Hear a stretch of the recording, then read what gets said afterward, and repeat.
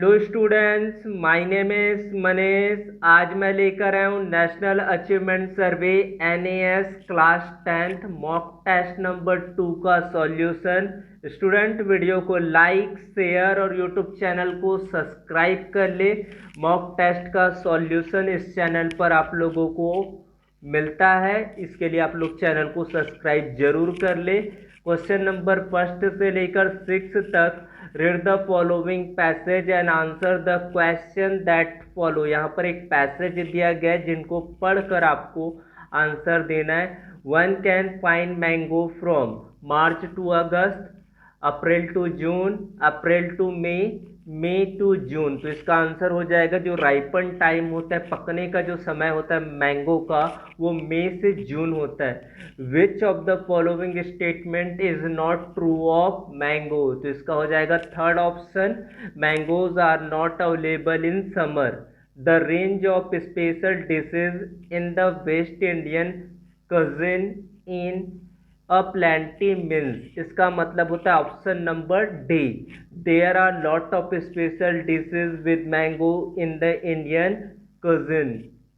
Coat ingredient in the passage means, इसका मतलब होता है कोट इंटीग्रेडिएंट मीन्स होता है आपका main item. Mango is often called, इसको कहते हैं किंग ऑफ फ्रूट, फलों का राजा।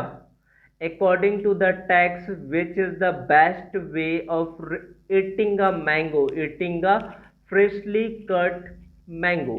इसका आंसर हो जाएगा। उसके बाद आपको 7 से लेकर 13 तक एक चार्ट दिया गया, चार्ट के बेसिस पर आपको आंसर को बताना। I am interested in watching the quiz where is the being conducted. तो क्विज कंपटीशन का देखिए आप, थर्सडे का 7th और 8th conducted by Mandeep Kaur. कहाँ पर हो रहा है? हॉल नंबर 2 पर। On which day school conducting maximum number of activity. तो सबसे ज़्यादा एक्टिविटी कौन से दिन हो रहा है? तो यहाँ पर आप वेडनेसडे पर देख रहे हैं। वेडनेसडे को बहुत सारी एक्टिविटी क्लास 1 2 3 4 5 6 7 8 सभी का कंपटीशन है। यहाँ पर मनदीप कौर वाले ऑप्शन को देखिए, यहाँ पर कंडक्टेड कौन कर रहा है? क्विज कंपटीशन को। ठीक, उसके बाद नेक्स्ट क्वेश्चन है which event will be conducted by Thursday. Thursday को कौन सा इवेंट कंडक्टेड हो रहा है? आपका क्विज हो रहा है। थर्ड और फोर्थ के लिए visit to nation book trust meet the author Ruskin Bond का। तो ये सारे ऑप्शन आपको देखना है। On which day can children meet Ruskin Bond, Ruskin Bond वाला आपको देखना है, तो थर्सडे वाला इवेंट है आपका। उसके बाद क्वेश्चन नंबर 13 है the school has invited dash expert for different event. तो आपको एक्सपर्ट देख लेना है, सबसे मनदीप कौर, रस्किन बॉन्ड, संतोष राय और एक और होगा बैरी जॉब। तो ये 4 एक्सपर्ट थे। उसके बाद आपका क्वेश्चन नंबर 14 एंड 15 फिर से आपको पैसेज को देखकर आंसर बताना है। तो सबसे 14 क्वेश्चन, 2 क्वेश्चन यहाँ पर दिया गया है। Bhagat Singh has been referred to as military because he throw bomb in the assembly hall. Assembly hall कहाँ था? और दिल्ली पर। भगत सिंह ड्रीम वॉज, किसी का भी सपना होता है कि देश को आज़ाद बनाए, मेक इंडिया फ्री नेशन। मीठा शब्द से बनने वाला भाववाचक संज्ञा। तो भाववाचक संज्ञा क्या होती है? जिसको हम लोग एहसास कर सकते हैं, महसूस कर सकते, देख नहीं सकते, छू नहीं सकते, वो होती है आपकी भाववाचक संज्ञा। जिसको अपने अंदर सिर्फ महसूस कर सकते हैं, ये सारी चीज़ें भाववाचक संज्ञा के अंतर्गत आता है। तो इसमें आपको मिठाई दिया गया, मिष्ठान दिया गया, मीठी दिया, सभी का आप देख भी सकते, छू भी सकते। मिठास इसका भाववाचक संज्ञा होगा। प्राकृतिक का विलोम शब्द होगा कृत्रिम। मानव निर्मित बहुब्रीहि समास का उदाहरण है। तो बहुब्रीहि समास जिसमें दोनों पद प्रधान नहीं होता उसको आपको बहुब्रीहि समास कहा जाता है। तो दशानन, आप कैसे पहचानेंगे कि ये बहुब्रीहि समास है? तो उसमें अधिकतर भगवानों का नाम दिया, जैसे कि पीताम्बर हो गया, तो पीला है अंबर वस्त्र इसका। तो इस तरीके से आपको पहचान में आ जाता है कि ये बहुब्रीहि समास है। उसके बाद 19वां प्रश्न, रिक्त स्थानों की पूर्ति उचित लोकोक्तियों द्वारा कीजिए। पिताजी खेतों में टहल भी आए और ताजी सब्जियां भी ले आए। यह बात हुई आम के आम गुठलियों के दाम। एक काम और दो, यानी कि काम करने के लिए तो एक गए थे लेकिन दो काम यहाँ पर सफल तरीके से करके आए। किस वाक्य में विशेषण का प्रयोग हुआ है? तो विशेषण जो संज्ञा या सर्वनाम की विशेषता बताता है उनको विशेषण कहा जाता है। तो यहाँ पर 2 किलो चावल की विशेषता को बता रहा है, तो 2 किलो चावल ले आओ। आकाश में बादल छाए हैं, पर्यायवाची। तो आपका बादल की बहुत सारी पर्यायवाची शब्द आप लोगों को याद होगा, मेघ है। तो किसी वाक्य में अपादान कारक का प्रयोग हुआ है, तो अपादान कारक कैसे पहचानेंगे? जिस वाक्य में से आता है वो आपका अपादान कारक होगा। उपयुक्त शब्द से रिक्त स्थानों की पूर्ति कीजिए। हमें सही और गलत का अंतर करना आना चाहिए। निम्नलिखित में सरल वाक्य की पहचान कीजिए। तो सरल वाक्य क्या होता है? जहां पर एक कर्ता और एक ही क्रिया होता है उसको आपका सरल वाक्य यानी कि साधारण वाक्य कहा जाता है। तो रवि खेल रहा है। जय शब्द में कौन सा उपसर्ग जोड़ने पर वह जीत के अर्थ में प्रयुक्त होगा? तो विजय। विजय का मतलब होता है आपका जीत। शोर मचाते हुए बच्चों ने माँ से कहा, तुम सबने बुरी तरह परेशान कर रखा है। तो परेशान करना इसका मुहावरा होता है नाक में दम करना। संयुक्त वाक्य नहीं है, तो संयुक्त वाक्य में हम हमेशा आप देखना कंजंक्शन यानी कि कनेक्टर संयोजक का प्रयोग होता है। तो आप पहले वाक्य को देख रहे हो, उसके आने पर मैं उसे क्षमा कर दूंगा। तो यहाँ पर कोई भी कनेक्टर का उपयोग या कोई भी संयोजन या कोई भी समुच्चय का प्रयोग नहीं हुआ है। सकर्मक क्रिया किस वाक्य में? तो सकर्मक क्रिया जिस पर कर्म का कर्ता पर प्रभाव नहीं पड़ता लेकिन यानी कि कर्म का प्रभाव क्रिया पर पड़ता है। तो शेखर ने राशि को चॉकलेट दी। उपयुक्त शब्द से वाक्य पूरा कीजिए। यहाँ पर आपको वाक्य नहीं दिया गया लेकिन अगर देखा जाए तो यहाँ पर ग ऑप्शन सही होगा, तीसरा ऑप्शन। मेरे परीक्षा फल देखते ही पिताजी भाग भाग हो गए, मतलब खुशी से झूम उठे।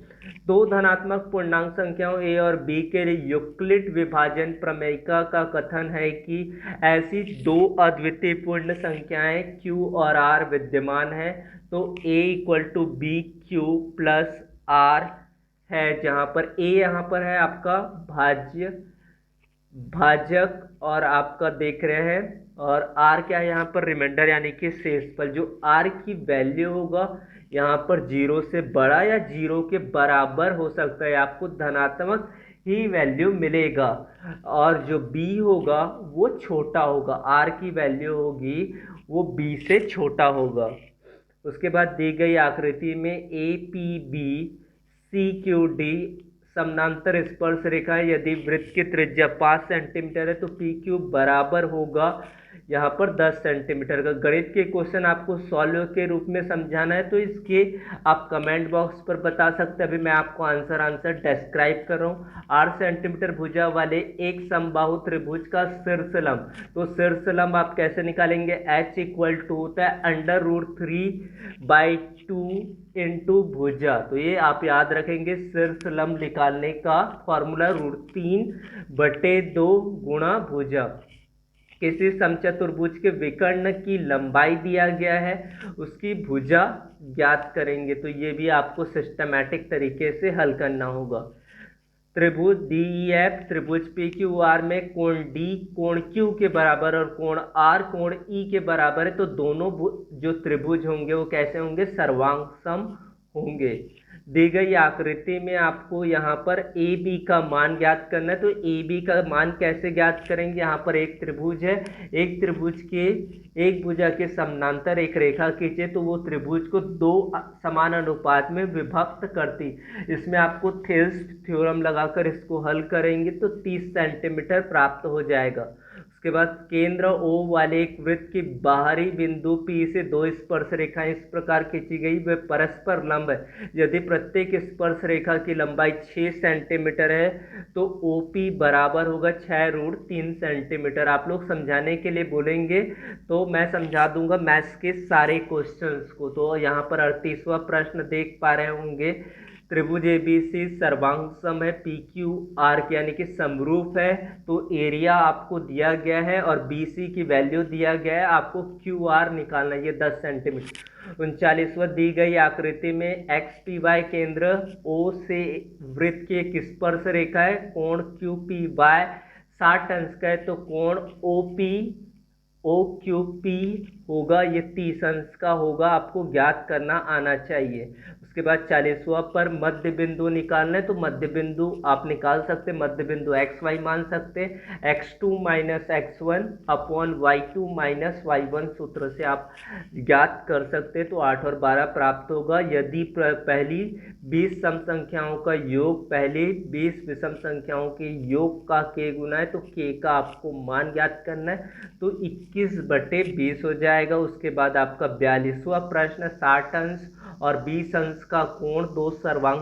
वृत्तों के द्वारा बनाया जाता है, संगत चापों की लंबाइयों का अनुपात होगा 3:1। उसके बाद आपका 43वां प्रश्न, एडी व्यास दिया गया है और एक ओ वृत्त का केंद्र है, एडी वृत्त का व्यास ओ केंद्र है, एडी का मान 30 सेंटीमीटर और ओ सी ए बी भुजा पर लंब है, तो ओ सी का मान ज्ञात करना है, तो ये 8 सेंटीमीटर का होगा। उसके बाद 44वां प्रश्न का उत्तर हो जाएगा आपको कोण सी ए बी का मान ज्ञात करना है, आपको ए ओ बी का मान दिया गया है, ए ओ बी 90 अंश का दिया है, ए बी सी 30 अंश का दिया है, तो सी ए बी का मान आपको निकालना है 105 अंश का होगा। 45वां, मीनार से आपको क्वेश्चन दिया गया है और इसमें आप प्रश्न पढ़ेंगे और इसको आप हल करने का प्रयास करेंगे, सारे क्वेश्चंस को आप हल करके देखेंगे, 1:3 आ जाएगा। मिताली एक मानचित्र में अपने शहर होशंगाबाद को जानना चाहती, इसके लिए उस स्थान के संबंध में क्या जानना चाहिए, अक्षांश और देशांतर। किस वन में शुष्क ग्रीष्म ऋतु के समय 6 से 8 सप्ताह तक वृक्ष अपने पत्ते गिरा देते, उष्ण कटिबंधीय पर्णपाती वन। जून के मध्य पश्चिमी घाट के साथ होने वाली वर्षा का प्रमुख कारण होता है स्थानीय हवाएं। उसके बाद है आपका सूती वस्त्र, रबड़, खाद्य तेल, कागज किस प्रकार के उद्योग का उदाहरण, कृषि आधारित उद्योग है। उसके बाद आर को पहचानना है, तो आर यहाँ पर है महानदी। उसके बाद 51वां प्रश्न है, 20 सेंटीमीटर से कम वर्षा वाले छायांकित क्षेत्र को पहचानना है, तो यह है आपका अरावली पहाड़ी के पश्चिमी किनारे, ये पश्चिमी क्षेत्र होता है। उसके बाद लौह अयस्क मुख्यतः निम्न में से किस में पाया जाता है, तो इंडो गंगा के किनारे।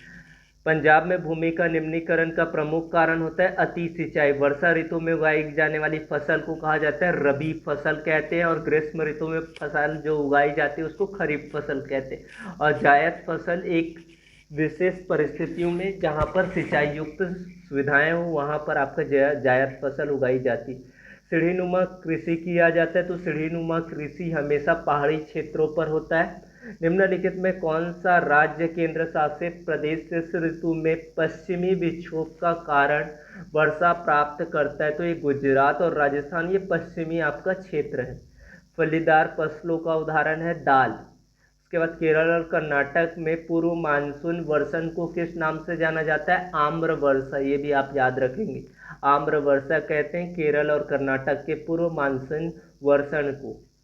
सौर्य भारत में समुद्र तल से 1461 मीटर की ऊंचाई पर स्थित एक स्थान पर रहता है, उस स्थान को पहचाने जहां पर रहता है, तो समुद्र तल से 1461 मीटर ऊंचाई पर है, यह स्थान है आपका लुधियाना पंजाब। उपजाऊ मृदा और प्रचुर वर्षण वाले मैदानी भागों में जनसंख्या घनत्व की संभावना कैसे होगी, उच्च से उच्चतम की ओर। दूषित पेयजल से किस रोग की फैलने की संभावना होगी, विज्ञान का प्रश्न है। अम्ल प्लस क्षार इक्वल टू आपका बनता है सॉल्ट, यानी कि लवण प्लस जल। अम्ल और क्षार की आपस क्रिया, इसको उदासीनीकरण अभिक्रिया भी कहा जाता है। मानव शरीर के किस अंग की तुलना वनों से की जाती, फेफड़े। सबसे अधिक उत्तम ऊर्जा का स्रोत कौन सा है, कोयला। प्रकाश संश्लेषण के लिए निम्न में से कच्चे पदार्थ की आवश्यकता नहीं होती, O2 यानी कि ऑक्सीजन। किस गुण की वंशागति नहीं होती, बाल की प्रकृति, नेचर ऑफ हेयर। निम्न में से कौन सा आहार श्रृंखला का निर्माण करते हैं, यानी कि खाद्य जाल बनाते हैं? तो घास, घास को बकरी खाता है और बकरी को शेर खा जाता है। चमगादड़ को कौन सी ध्वनि सुनाई देती है? चमगादड़ को कौन सी ध्वनि सुनाई देती है? पराश्रव्य ध्वनि, जिनका परास बहुत ज़्यादा होता है। H2NH3 यानी कि हाइड्रोजन, अमोनिया, वायु, NaCl, सोडियम क्लोराइड, कौन सा पदार्थ मिश्रण? वायु। वायु क्या होता है? विभिन्न गैसों का मिश्रण होता है। प्रकाश की गति सर्वाधिक किस माध्यम में होती है? निर्वात में, यानी कि किसी भी प्रकार का यहाँ पर अवरोध नहीं होता है। क्यू स्टार होता है आपका उच्च प्रतिरोध होता है, हाई रेजिस्टेंस होता है, लो मेल्टिंग पॉइंट्स होती है। तो इसका दो ऑप्शन करेक्ट होगा, अ और ब। किसी व्यक्ति को ना तो पास की वस्तु दिखाई देती है और ना ही दूर की, तो उसको कौन सी दृष्टि दोष होगा? निकट दृष्टि दोष, दूर दृष्टि दोष, मोतियाबिंद, जरा दृष्टि दोष। तो उसका उत्तर हो जाएगा आपका जरा दृष्टि दोष। जिसको दूर की भी नहीं दिखाई देती और पास की भी नहीं दिखाई देती, उसको जरा दृष्टि दोष कहा जाता है। कपूर को जलाने पर कौन सी क्रिया होती है? आसवन की क्रिया होती है। कौन सी जंतु उभयलिंगी है? तो यह है आपका केचुआ। निम्न में से प्रबल अम्लीय, जो प्रबल अम्लीय 7 से जिसका मान पीएच मान कम होते जाता है, उसको प्रबल अम्ल कहा जाता है। तो सबसे हाई प्रबल अम्ल होगा तो पीएच वैल्यू 2 पर आपका 7 उदासीन होता है, 7 से ज़्यादा होने पर वो क्षारीय कहलाता है। तो इस तरह से आपको सारे क्वेश्चंस को सॉल्व करवा दिए हैं। इस तरह से आपको अपने एग्ज़ाम को बेहतर तरीके से अटैम्प्ट करना है। ये सारे क्वेश्चंस एग्ज़ाम में आने की प्रोबेबिलिटी है। तो थैंक्स फॉर वॉचिंग वीडियो।